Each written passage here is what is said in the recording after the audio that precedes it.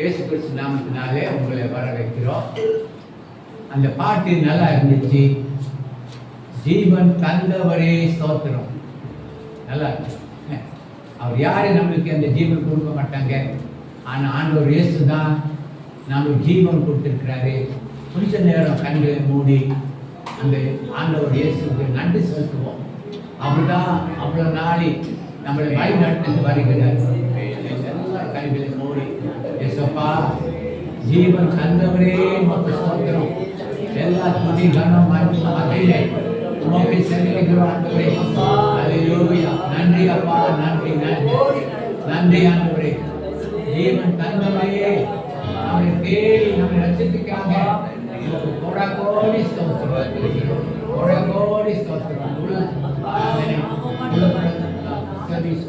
உங்க பாதத்தில் படிக்கிறோம். எல்லா தடைகளும் இயேசு நாமத்தினால கட்டி அப்புறப்படுத்துகிறோம். இயேசு மட்டும் அந்த கால வேளையில உயர்த்தப்படட்டும். இயேசு கிறிஸ்து நாமத்தினாலே வேண்டி ஜெபிக்கிறேன். ஆமென். அது ஸ்தோத்திரம். நம்ம மத்தியில மற்ற சந்திரசாமி நம்ம பழைய நண்பர், அவன் புருஷமா மணி 2 வந்திருக்காங்க. அவன் வீட்டில் போய் நான் சாப்பிட்டுருக்கேன். இந்த கால வேளையில பிள்ளைங்கள் எப்படி நீங்க நடத்தணும், எப்படி நீங்க பிள்ளைங்களை நடத்தணும் சொல்லி நான் காலையில் பேச போறேன். நீங்க எடுக்க வேண்டிய வசனம் வந்து நீதிமொழி புஸ்தகம். முக்கால்வாசி நீதிமொழி தான் நம்ம காலையில் தியானிக்க போகிறோம். நீதிமொழி புஸ்தகம் 22வது அதிகாரம்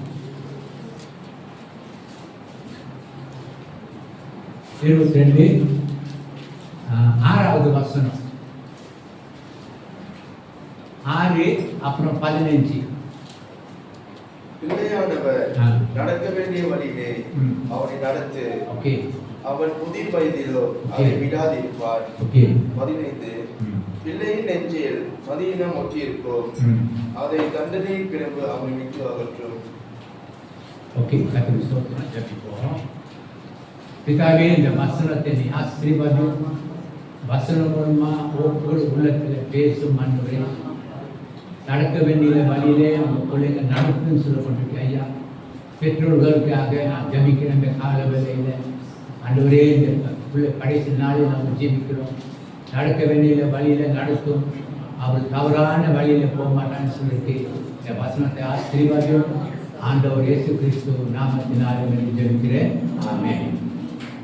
இதுல வந்து இங்கிலீஷ்ல என்ன இருக்குன்னா, train up your child in the way should he go, and when he is old he will not depart from it. அப்போ சின்ன வயசுல தான் பெற்றோர்கள் பிள்ளைகளை எப்படி நடத்தணும்னா, நடக்க வேண்டியில பிள்ளைகள் நீங்கள் நடத்தணும். அப்போ என்ன மாதிரி எந்த வழியில நீங்கள் நடத்தணும்? 2 வழி இருக்கு. தேவேனா 2 வழி. உலக வழி ஒன்று இருக்கு. 2வது வந்து கடவுளோட வழி. ஆண்டவர் சொன்னாரு, நானே வழியும் சத்தியம். அப்போ அந்த வழியில நீங்க நடத்தணும். ஓகே. அப்போ பிள்ளைகள் வந்து ஓகே there are 2 way. அடுத்தது வந்து நம்ம காலத்தில் நம்ம அப்பா அம்மா பயந்து ஜீவிச்சோம். அப்பா வருதுன்னா நம்ம இந்த வழியில் போயிடும், அவ்வளோ பயம். ஆனால் அந்த கடைசி நாளில் பிள்ளைங்கள் வந்து உங்கள் பிள்ளைங்கள் என்ன செய்வாங்க? they disobey you. அவங்க மதிக்க மாட்டாங்க, அவங்க பேசி கேட்க மாட்டாங்க. நீங்கள் வீட்டில் போய் நீங்கள் அழுது கொடுத்து 2 தீமோத்தேயு 3வது அதிகாரம் 2வது வசனம் அது 2 வீட்டில் படிங்க. ஓகே. அவங்க கேட்க பண்ண மாட்டாங்க. they will be disobedient. Okay, disobedient. அப்போ இந்த சின்ன வயசுல தான் எந்த வழியில நீங்கள் நடத்துறது ரொம்ப முக்கியம். எந்த வழியில அப்போ எப்படி நடத்துறது ரொம்ப முக்கியம். Okay, disobedient. ஓகே. 15வது வசனத்துல வந்து படியா 15. பிள்ளையின் நெஞ்சில் மதியினம் ஒட்டியிருக்கும், ஓகே, அதை தண்டனையின் பிறகு அவனை விட்டு அகற்றும். ஓகே. இங்கிலீஷ்ல எழுதப்பட்டிருக்கு foolishness is bound in the heart of the child. The rod of correction will drive it up. அப்போ சில கெட்ட பழக்கங்கள் சின்ன பிள்ளைல உங்க பிள்ளை பிறந்த பிள்ளை கெட்ட காரியங்கள் நெஞ்சில ஒட்டிக்கிட்டே இருக்கு. அப்போ நீங்க சொல்லி அவங்க உங்க பேசி கேட்க மாட்டாங்க. பைபிள் சொல்லிருக்கு அவங்க என்ன ராட் ஆஃப் கரெக்ஷன். அப்போ பொய் சொல்லிருக்கு அவங்க பிள்ளை.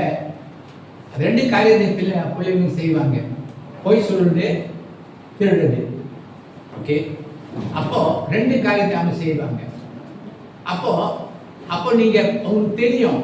அப்போ சில அப்பா அம்மா சின்ன பிள்ளை தானே, சின்ன பிள்ளை விட்டுடுங்க, சில புருஷமாக அடிக்க வேண்டாங்க, விட்டுடுங்க. அப்போ அது என்னன்னா அது நெஞ்சில ஒட்டி இருக்கு. நீங்க அடிக்கலாட்டி அந்த அவங்க அவங்க செஞ்சுட்டே இருப்பாங்க. அப்போ நீங்க சொல்லணும், போய் சொல்றது வந்து ஏன் போய் சொல்லக்கூடாது சொல்லுங்க. பிசாசு ஆதியில போய் சொன்னாரு. அப்போ நீ போய் சொல்லும் போது பிசாசுட பிள்ளை. ஓகே, ரெண்டாவது வந்து அடுத்ததுன்னா திருடது கூட பாவம். அப்போ திருட போய் சொல்றது வந்து அவங்க எங்க தள்ளப்படுவாங்க தெரியுங்களா? நரகத்தில தள்ளப்படுவாங்க. அசனம் இருக்கு. அப்போ சின்ன வயசுல நம்ம பிள்ளைங்களுக்கு அடிச்சு அவங்களுக்கு சொல்லி அடிக்கும் போது அம்மா அப்பா மேல கோபம் வச்சது பிள்ளைங்க அடிக்காதீங்க. நீங்க அடிக்கும் போது அவங்க கரெக்ட் பண்ணும்போது அவங்க சொல்லணும், பாரு நீ செஞ்சிருக்கிற, ஏன் உன்னை அடிக்கிறேன்னா நீ போய் சொல்லிருக்க, ஹோம்ஒர்க் நீ செய்யல, இது நீ செய்யல, அதனால தான் உனக்கு அடிக்கிறேன். அப்போ சொல்லிட்டு அடித்தா அப்போ பிள்ளைங்களுக்கு தெரியும் நான் ஹோம்ஒர்க் செய்யல, அப்போ அடிப்பாரு. அப்போ அவன் மனசில் இருக்கும், அப்போ ஹோம்ஒர்க் நான் செய்யல, அப்போ அடித்தாரு. அப்போ என்ன செய்வாங்கன்னா பயந்துட்டு ஹோம்ஒர்க் செய்வாங்க. அது அப்படிதான் நீங்கள் அந்த பிள்ளைய நீங்கள் வளர்க்கணும். ஓகே, அப்போ அப்பா அடிக்கும் போது அம்மா போய் ஐயோ சின்ன பிள்ளை அடிக்காதீங்க. அப்போ அந்த பிள்ளை குட்டி சொல்ல போயிடும். அப்பா அடிக்கும் போது தடைப்படாதீங்க, அம்மா அடிக்கும்.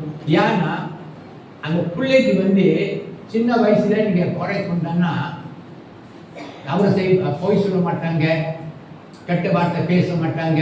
அப்போ கடவுள் ரொம்ப பயபக்தியோடு ஜீவிப்பாங்க. ஓகே, அடுத்தது வந்து இது நான் எழுதியிருக்கிற நீதிமொழி 13:24.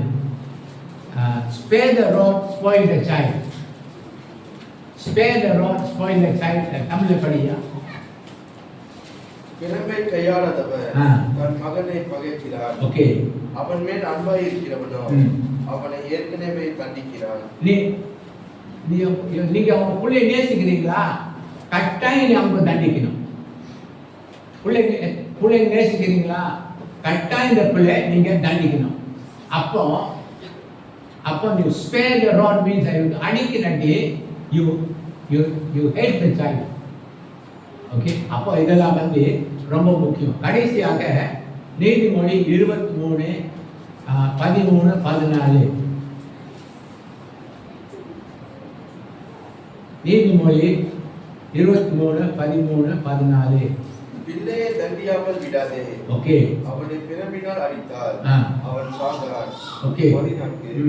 நீ பிறப்பினால் அவனை அடிக்கிறதினால் பாதாளத்துக்கு அவன் ஆத்மாவை தப்புவிப்பாய். ஓகே, பெற்றோர்களே கேளுங்க. என்ன கேட்டீங்களா? நீங்க ரோத்தால அடிச்ச பிள்ளை சாக மாட்டாரு. அப்போ சில அப்பா அம்மா கம்பு எடுத்துட்டு எல்லாம் என்னமோ எடுத்து அடிக்கிறாங்க. அது வந்து அவங்களுக்கு பாதிக்கும். ஆனா கெயின் வந்து சின்ன கெயின் அதில் அடிச்சு அவங்க சாக மாட்டாங்க. ஏன் அடிக்கிறீங்க? பெற்றோர்கள் ஏன் அடிக்கிறீங்க? நரகத்துக்கு இங்க என்ன செய்யுங்க, தப்பு வைக்கிறீங்க. அப்போ சின்ன வயசுல தான் நீங்க என்ன செய்யணும்னா பிள்ளைங்களை நீங்க கரெக்ட் பண்ணி அப்போ நித்திய வழியில அவங்கள நீ நடத்தணும். அப்போ இது ஆன்லைன்ல நான் பேசிட்டேன் உங்களுக்கு. அடுத்தது வந்து உபாகம புஸ்தகம் உபாகம புஸ்தகம்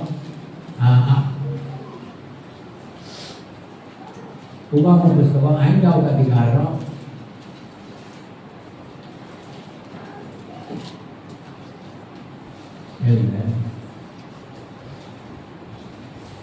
6வது அதிகாரம்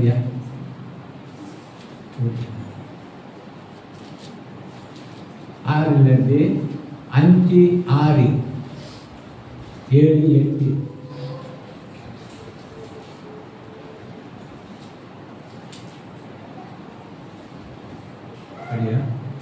5 படி. நீ உன் தேவனாகிய கர்த்தரிடத்தில் உன் முழு இதயத்தோடு உன் முழு ஆத்மாவோடு உன் முழு பலத்தோடு அன்பு கூறுவாயாக. இது பெற்றோர்களுக்கு ஆண்டவர் எழுதியிருக்கிறாரு. என்ன செய்யணும்? நீங்க தான் முதலாவது முழு இருதயத்தோடு முழு அன்போடு உன் பலத்தோடு கடவுளை நீங்க நேசிக்கணும். முதலாவது உங்க கடமை. அடுத்தது, இன்று நான் உனக்கு கட்டளையிடுகிற இந்த வார்த்தைகள் உன் இருதயத்தில் இருக்க கடவுது. இரண்டாவது, இந்த வசனங்கள் கேளுங்க. அந்த வசனங்கள் எங்க இருக்கணும்? உங்க இருதயத்துல இருக்கணும். அதான் கண்டிஷன். சரிங்களா? அப்போ அடுத்தது, நீ அவைகளை உன் பிள்ளைகளுக்கு கருத்தாய் போதித்து ஓகே நீ உன் வீட்டில் உட்கார்ந்து இருக்கிற போதும் ஓகே வழியில் நடக்கிற போதும் படுத்துக் கொள்கிற போதும் எழுந்திருக்கிற போதும் அவைகளை குறித்து பேசி 8 அவைகளை உன் கை மேல் அடையாளமாய் கட்டிக் கொள்வாயாக. அவைகளை உன் கண்களுக்கு நடுவே ஞாபகக்குறியாய் இருக்க கடவுது. ஓகே கேளுங்க. நீங்க வசனத்தை உங்க பிள்ளைங்களுக்கு கருத்தாய் diligently you must teach them. Diligently you must teach them. 3 காரியத்தை நான் எழுதியிருக்கிறேன். ஏன் 3 காரியத்தை உங்க பிள்ளைங்களுக்கு வசனத்தை போதிக்கணும்? முதலாவது, தாவீது ராஜா சொன்னாரு, உங்களுக்கு விரோதமா பாவம் செய்யாதபடிக்கு உங்க வசனங்கள் இருதயத்தில் வைத்திருங்க. அப்போ அந்த பிள்ளைங்களுக்கு நீங்க வசனத்தை கொடுத்திருந்தா, அப்போ அவங்க பாவம் செய்யும் போது ஐயோ இது பாவம். அப்போ இந்த வசனம் நீங்க இந்த வசனம் வந்து நேற்று போன ஞாயிற்றுக்கிழமை பேசினேன். நிறைய பேர் பார்த்துருக்க மாட்டீங்க, கேட்டுக்க மாட்டீங்க. ஏன்னா கடைசி நாளில கேட்க மாட்டாங்க ஆண்கள். ஏன்னா அப்படிதான் சொல்லப்படுற. அப்போ வசனம் தான் உயிருள்ள வசனம். அது ஆண்டவர் இயேசு வசனம். அப்போ ஆண்டவர் இயேசு வசனத்தை அனுப்பி ஜனங்களுக்கு சுகம் கொடுத்தாரு. ஓகே, அப்போ வசனம். அப்போ அந்த வசனம் வந்து உள்ளத்துல பேசும். பாருங்க, ஒரு கதை சொல்றேன் உங்களுக்கு. ஜோசப் பத்தி உங்களுக்கு தெரியும். போத்திப்பா வந்து ஒரு ரூம்ல 2 பேரு போத்திப்பா இருக்கீங்க, ஜோசப் அங்க இருக்கிறாங்க. வாலியும் வாய்ஸ் ஜோசப். ஆனா போத்திப்பா பாருங்க, பிசாசு எப்படி டிஸ்ட்ராய் பண்ணி பார்க்கிறாரு ஜோசப்போட வாழ்க்கை. என் கூட சாயந்திரி, என் கூட வா சொல்லி. அப்போ ஜோசப் ஒரு வார்த்தை பாய்ச்சாரு. என்ன வார்த்தை தெரியுமா? யாராவது தெரியுமா? தெரியாது. நீ வேறோட மனைவி எப்படி கடவுளுக்கு துரோகமா அந்த பாவத்தை நான் செய்யணும். வசனம் பேசும். அப்புறம்தான் ஜோசப் பாருங்க, அது கடவுள் அவங்களோட வாழ்க்கையை பார்த்துட்டு ஜோசப் வந்து அண்ணன் தம்பிமார்கள் அந்நியமா செஞ்சாங்க. 30 வரைக்கும் 20 வரைக்கும் வித்து விட்டாங்க. ஆனா அவங்க மேல ஒரு கசப்பு இல்லாம இருந்தாரு. அதான் அவங்க உள்ளத்துல அந்த தெய்வீக அன்பு திரளான பாவங்களை மூடும். அப்போ ஜோசப் ஒரு வார்த்தை சொன்னாரு. அப்போ அந்த வார்த்தை பிள்ளைங்க வசனம் தெரிஞ்சுன்னா உங்க பிள்ளைங்க ஐயோ அம்மா சொல்லியிருக்காங்க இது செஞ்சா எப்படி நடக்கும், ஐயோ அம்மா செய்ய மாட்டேன் அப்போ வசனத்தை பிள்ளைகள் செய்ய மாட்டாங்க, தவறு செய்ய மாட்டாங்க. ஏன்னா ஆதியில நீங்க வசனத்தை கொடுத்துட்டீங்க. ரெண்டாவது வந்து சொல்லுங்க, யாராவது முக்கியமான, உங்களுக்கு முக்கியம், எனக்கு முக்கியம், தெரியல. நீங்க வளரும் படிக்கு தேவ வசனம்.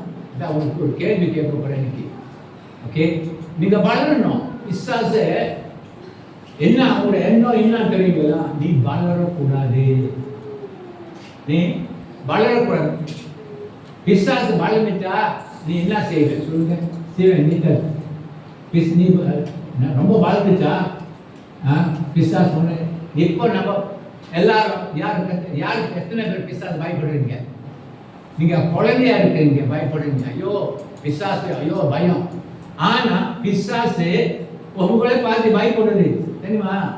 ஐயோ வந்துட்டாங்க, என்னை தொடுத்துருவாங்க, என்னை நரகத்தில் தள்ளிடுவாங்க. அப்போ பிசாசு, அதனால்தான் பிசாசு உங்களை எவ்வளவுக்கு எவ்வளோ அதான் போன சண்டே என்னோட பசங்க கதை வந்து என்ன தெரியுங்களா? பிசாசோட தந்திரங்கள். அப்போ தந்திரம் மூலமா தான் உங்களை பிடிப்பாரு. போன ஞாயிற்றுக்கிழமை 2 வாரம் எடுத்துச்சு அந்த பசங்க ஆயத்தப்படுறதுக்கு. அப்போ none of you listen. என்ன தெரியுங்களா? நீங்க அந்த வசனத்தை கேட்டுட்டா நீங்க வளர்ந்துடுவீங்க, பரலோகத்துக்கு போயிடுவீங்க. வாழ்ந்துட்டா பூமியில இருக்க பலன். அப்போ எவ்வளோ சரி, ஒரு கேள்வி கேள்வி, எத்தனை பேர் பசியா இருந்தீங்க? காலையில பசியா இருந்தீங்க? எத்தனை பேர் கை தூக்குங்க. How many do breakfast? மேலே தூக்குங்க. வெரி குட், எல்லாம் பசியா இருந்தீங்க. பாருங்க, பசியாகிறதுக்கு வயிறு பசிக்குது. ஐயோ சாப்பிடணும், எனக்கு என்ன காலையில ரொட்டி இல்லை, ஜாம் இல்லை, அப்போ அவ்வளோ. ஆனா நீங்க ஒரு காரியத்தை, உங்க குழந்தை உள்ள ஒரு குழந்தை வளருது, ஏதாவது சாப்பிட்டீங்களா? வசனத்தை காலையில் படிச்சீங்களா? அது உங்களை மறக்க வைப்பாரு, மனசு வைக்கும். உங்களை எவ்வளோக்கு எவ்வளோ நீ காலையில பைபிள் படிக்காத படிக்க அவள் செய்யணும். அதான் பிசாசு தந்திரம். அப்போ மூணாவது, இந்த அவங்க பிள்ளைங்கள் வந்து இருளில் நடக்க மாட்டாங்க. கால்களுக்கு தீபம், பாதைக்கு வெளிச்சம். அப்போ லைட்ல தான் உங்க பிள்ளைகள் நடப்பாங்க. இரு பக்கம் ஏன்னா வார்த்தை வந்து அவங்க அப்படியே எடுத்துருப்போம். வார்த்தை லைட் எந்த பக்கம் இருக்கு, அந்த வார்த்தை போகும்போது இவர் அந்த போகும்போது, அப்போ பாப வழியில அவ போக மாட்டாரு உங்க பிள்ளைங்கள். அப்போ மூணாவது, he gives light. ஓகே, இப்போதான் உங்களுக்கு தெரிய ஒரு காரியத்தை என்ன ஏன் பிசாசை நீங்க வசனத்தை படிக்காம தியானிக்காம இருக்குன்னா, வாங்க ஓகே, ஃபர்ஸ்ட் கொரிந்தியர் புத்தகம் 13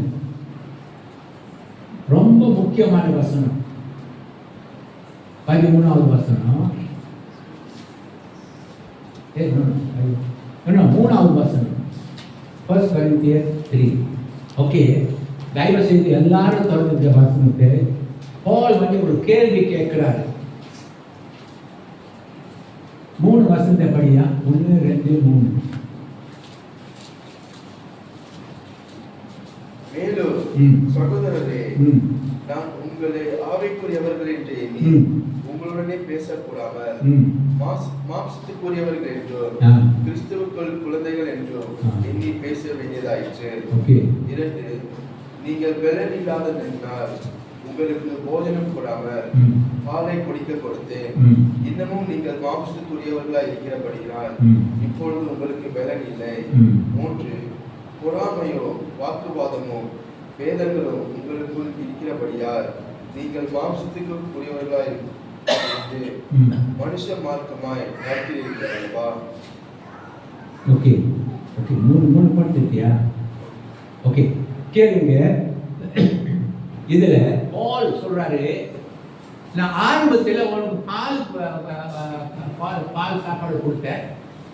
ஆனா எத்தனை மாசம் வருஷம் ஆச்சு நீ வந்து வளராம இருக்கிற, ஆவிக்குரிய மனுஷனாக இல்லை. நீ மறுபடி என்ன சொல்ற, நான் எத்தனை வருஷம் அவர் இருக்கிறாங்க.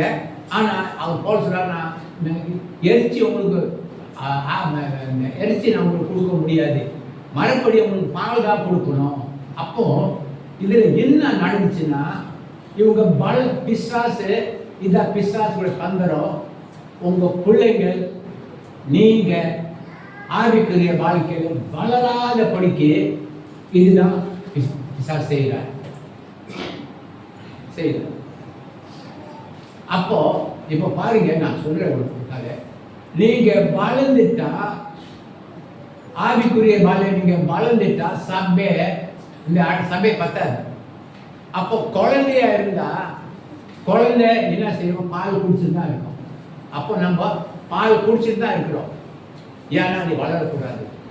வளர்ந்துட்டா பிசா தோற்றுருவீங்க, கை வச்சு ஜபிக்குங்க, ஆண்களுக்கு வியாதிஸ்தானுடைய கை வச்சு ஜபிக்குங்க. அப்போ இப்போ உங்களை நம்முடைய நிலைமை என்னன்னா குழந்தையா இருக்கு, குழந்தையா இருக்கு. அப்போ குழந்தை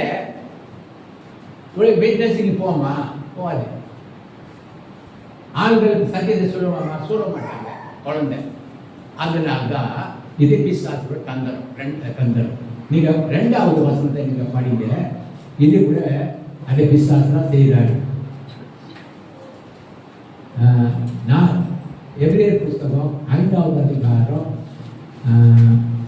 12.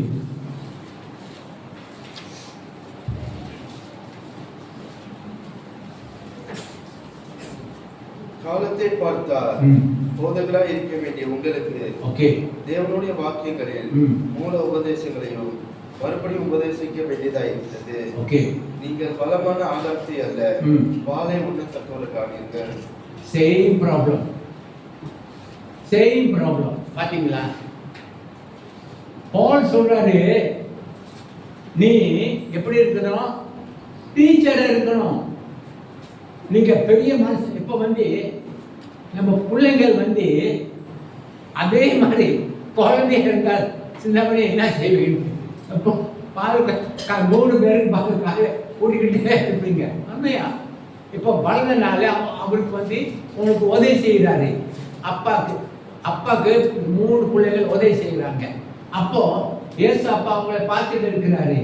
என் பிள்ளைங்கள் இப்போ வளர்ந்து இப்போ எனக்கு ஊழியர் செய்வாங்க, அப்பா பார்த்துட்டு இருக்காரு. ஆனா பிசாசு என்ன செய்யறான்னா, இதுல தான் அவங்க வஞ்சிக்கிறது. நீ பாருங்க, இந்த காலையில யாராவது ஒரு வசனம் படிச்சீங்களா? யாராவது? None of you. Can you see how சட்டலா பிசாசு வேலை செய்யறாரு? எவ்வளவு தந்திரம் தெரியுங்களா? இதான் பிசாசு தந்திரம். நித்தியம் அநித்தியம். இது நித்தியமானது. நித்தியமா பரலோகத்தில் வாழ போறீங்க. வீடு வேலை மற்ற காரியங்கள் அநித்தியம். அப்போ இங்க சபைக்கு போறீங்க, ஒரு மணி நேரம் ஜெபிச்சுட்டு வசனத்தை படிச்சு போகும்போது நீங்க ஆவிக்குரிய வாழ்க்கையில ரொம்ப பலமா இருப்பீங்க. ஆளுகளுக்கு பேசுறதுக்கு வெக்கப்பட மாட்டீங்க, தைரியமா பேசுவீங்க. அப்போ நல்லா பாருங்க ஆண்டவர் இயேசு 12 வயசுல தாயார் நினைக்கிறேன், நீங்க லூக்கா புஸ்தகம் 2வது அதிகாரம் 20வது வசனத்தில் நீங்க படித்து பாருங்க. இதுல சொல்லப்பட்டிருக்கு, ஆண்டவர் இயேசு 12 வயசுல ஆவியில பலமா இருந்தாரு. எப்படி இருந்தாரு? பலமா இருந்தாரு. அப்போ நீங்க நானு ஆவியில ஊழியத்தை செய்யறதுக்காக, பாட்டு பாடுறதுக்காக ஆவியில நீங்க பலமா இருக்கணும். காலையில 1 hour you must pray. 1 hour. அப்படிதான் நீங்க இந்த உள்ளான காலையில இந்த சபைக்கு வரும்போது 1 மணி நேரம் பாருங்க, 1 மணி நேரம் சபைக்கு ஜெபிச்சு ஆவியை ஜெபிச்சிருப்பாங்க. அப்போ நீங்க ஆவி, உங்க ஆவி எப்படி இருக்கு தெரியுங்களா? ஆவியில பலமா இருப்பீங்க. You will be strong in the spirit. அப்போ God is a spirit. அவர் தொழுது கொள்ளப்பட்டால் ஆவியோடு உண்மையோடு. இப்போ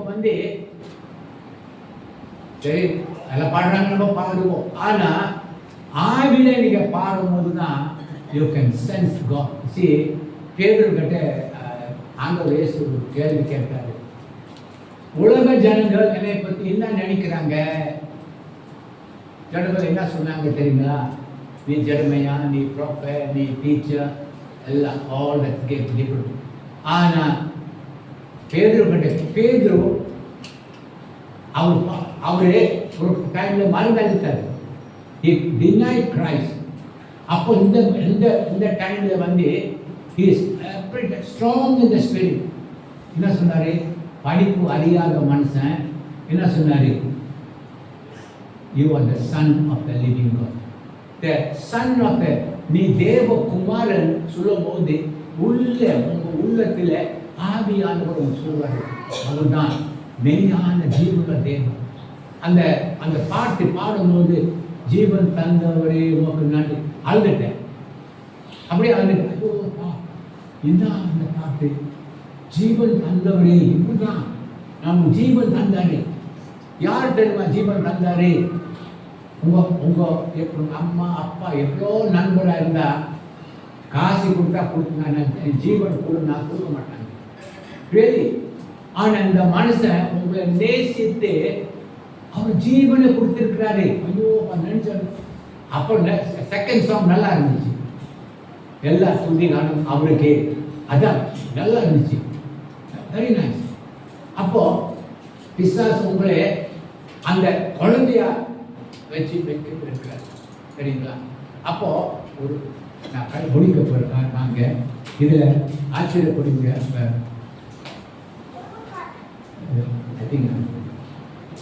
ஆதியாகம புஸ்தகம் 6வது அதிகாரத்தில் இருக்கும். Genesis chapter 6.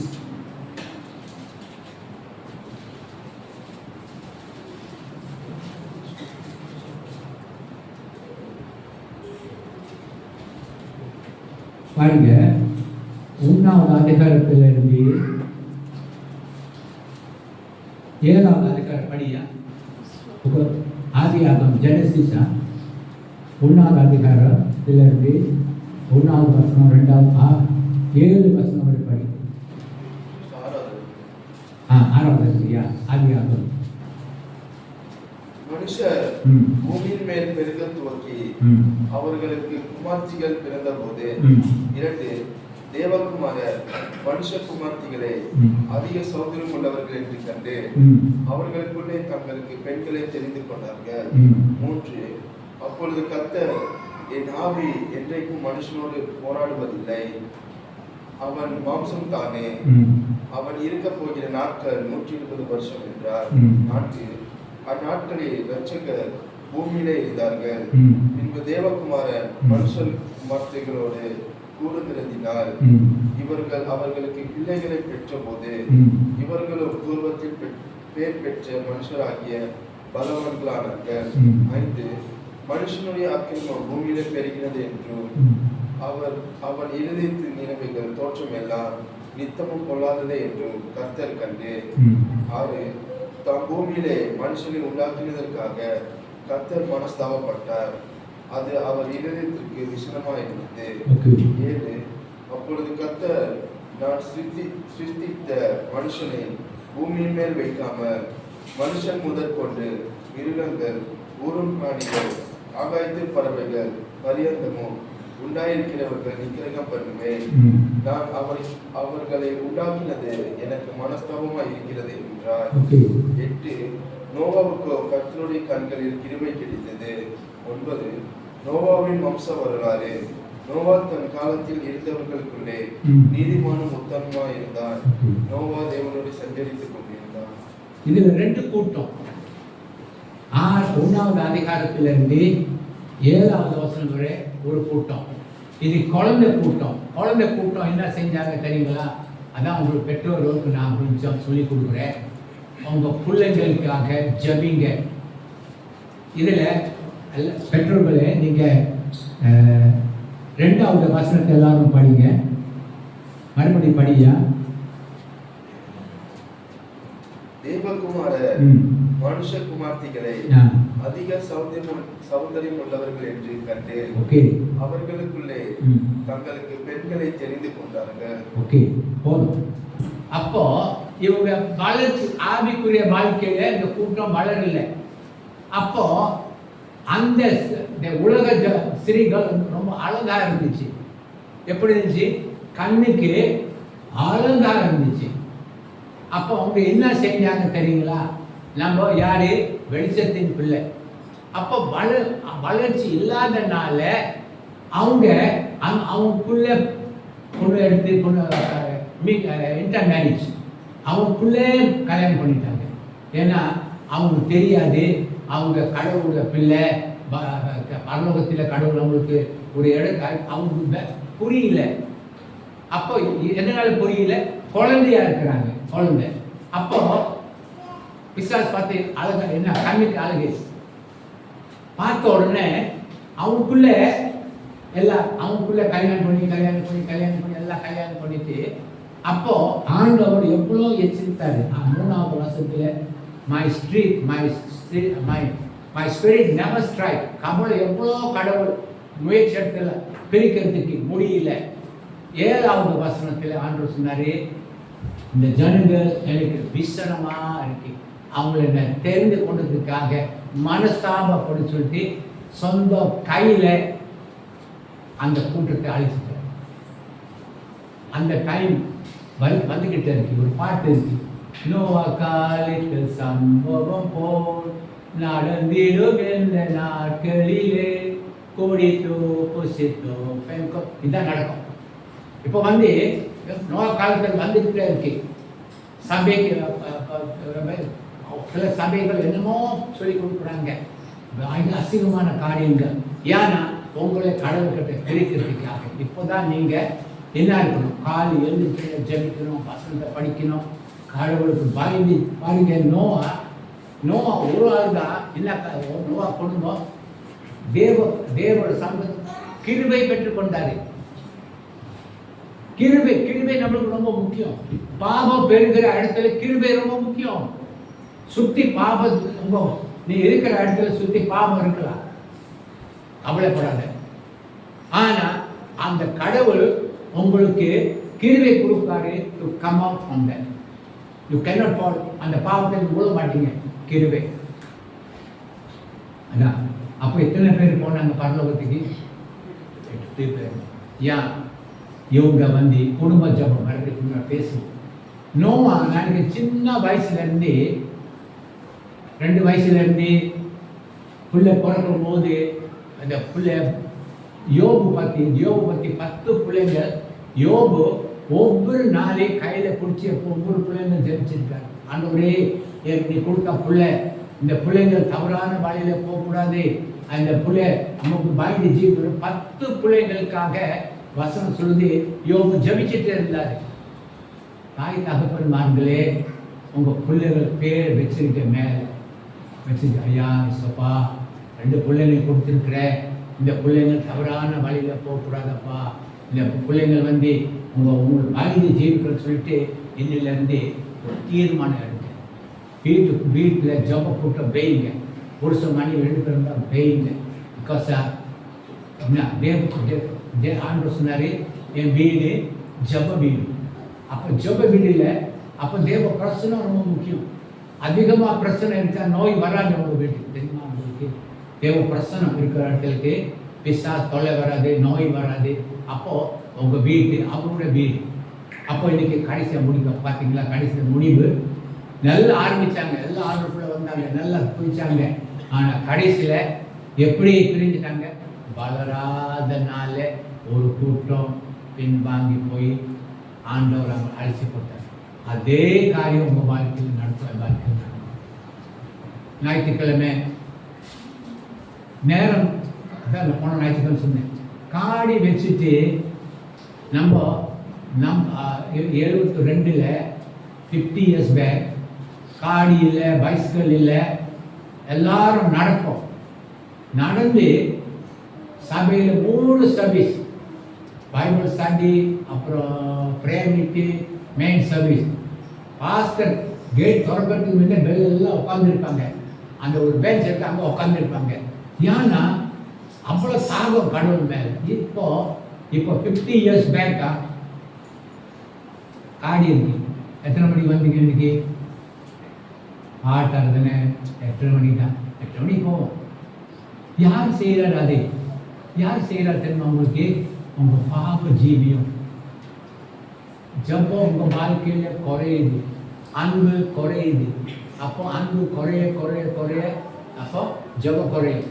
ஜபம் குறையுங்களா? அப்போ கடவுள் மேலே அன்பு இருக்காது. சும்மா போவோம், உட்காந்துவோம், இப்படி போயிட்டு வந்துடும். ஆனால் கேட்டீங்க, இன்னைக்கு காலம் வரும், கடவுள் பிடிப்பார். செம்பரியாடு வெள்ளையாடு, நீங்கள் எந்த பக்கம் போக போகிறீங்க? இன்னைக்கு தான் நீங்கள் தீர்மானம். கண்டு மூடி நம்ம ஜெபிப்போம். ஸ்தோத்திரம் ஆண்டவரே. ஐயா நன்றி அப்பா, நன்றி நன்றி நன்றி.